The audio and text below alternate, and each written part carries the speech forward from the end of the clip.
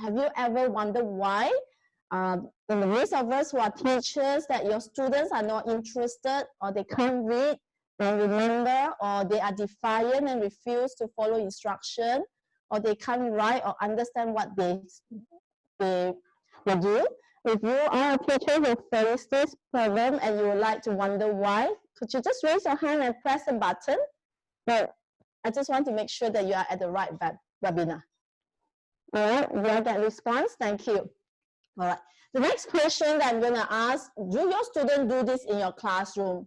Ever seen those children that sleep in the classroom, like to put their hands on neck and slant and looking at you blank? If you do, you just put your hands up too, so that I know that you are facing the same challenge like many teachers in this whole wide world. There's many children who are experiencing that right now in this generation. As teachers for children of different ages, are you concerned of the increase that many children and many students are not learning to read and write, or they do have difficulty to do well or even pass at school? They may have speech problem and language delay, or they may leave school inadequately prepared for work.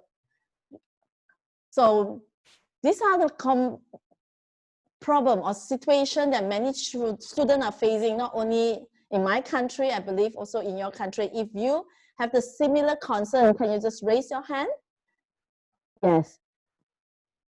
Are you at this level that you are saying that, yes, I do have children or students that are having this challenge?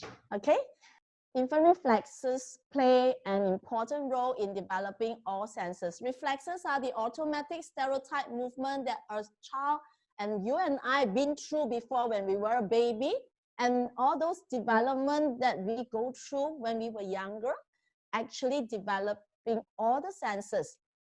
Like this, a sudden movement, okay, when there is a stimulation of sound or lights or touch, or exploring the body without uncoordinated movement, okay, putting things into the mouth, and many others movement, tilting the head.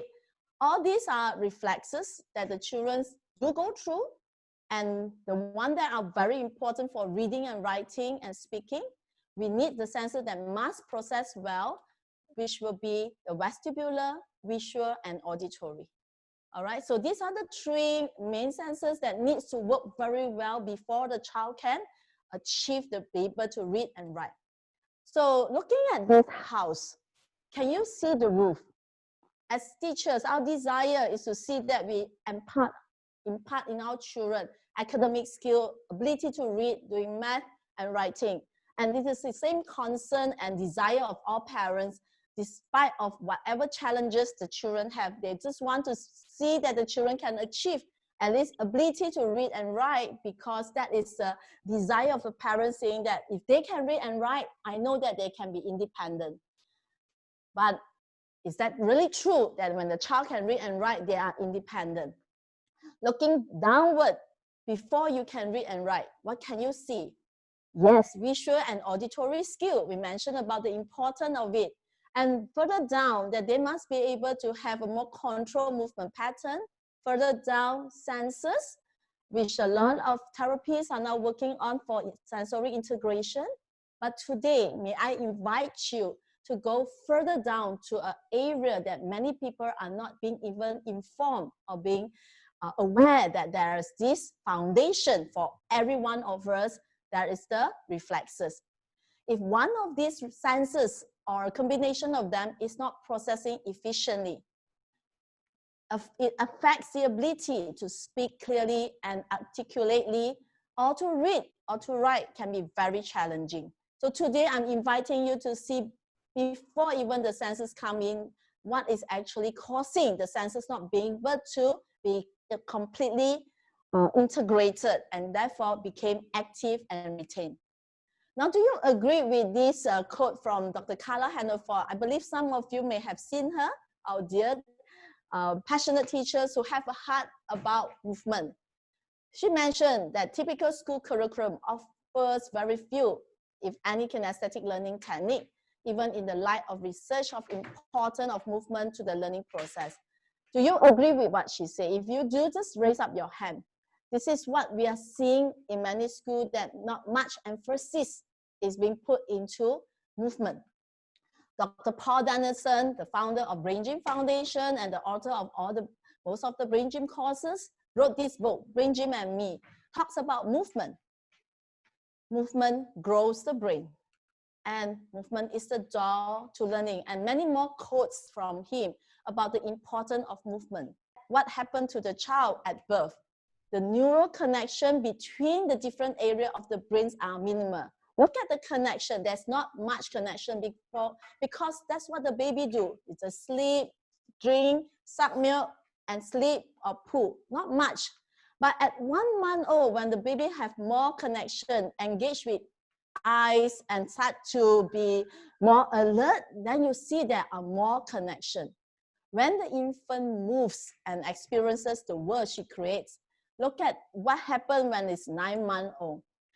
Now, the more the baby moves, the more connection, it strengthens the myelination of neural networks. And look at what happened to the brain at 2 years old.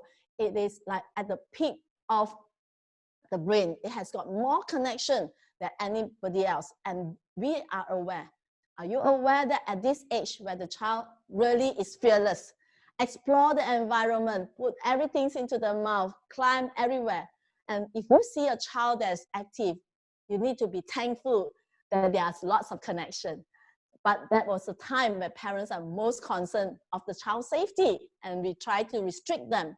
And what happened when we restrict them from moving and exploring the body? Maybe I will say that there may be the reason why there are increase of children who may have challenges, because the opportunity and time and space wasn't given to practice for movement and experience, because these are the time where they give a wide range of sensory impression.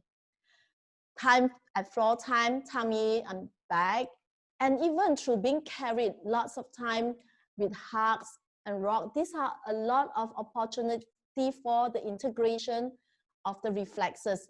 And when they have enough in the body, then they will be able to explore safely.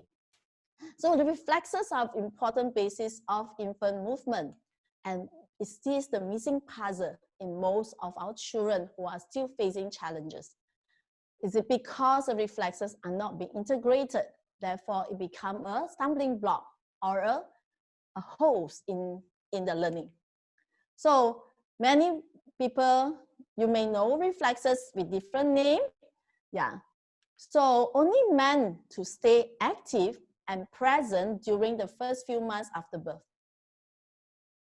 And what would they do? All these stereotype automatic movement that comes with the baby, they can't control. It's uncoordinated movement.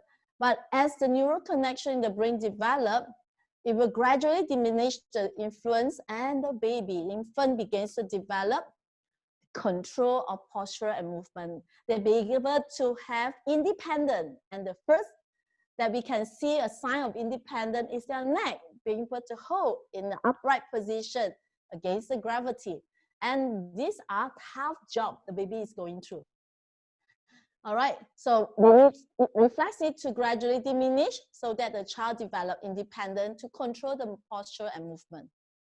And as infant gain control, they develop the gross motor movement, rolling, creeping, and crawling, then advance on to walking, running, jumping, and skipping, before they can form the basis for fine motor skill, feeding themselves, writing, playing, reading, writing.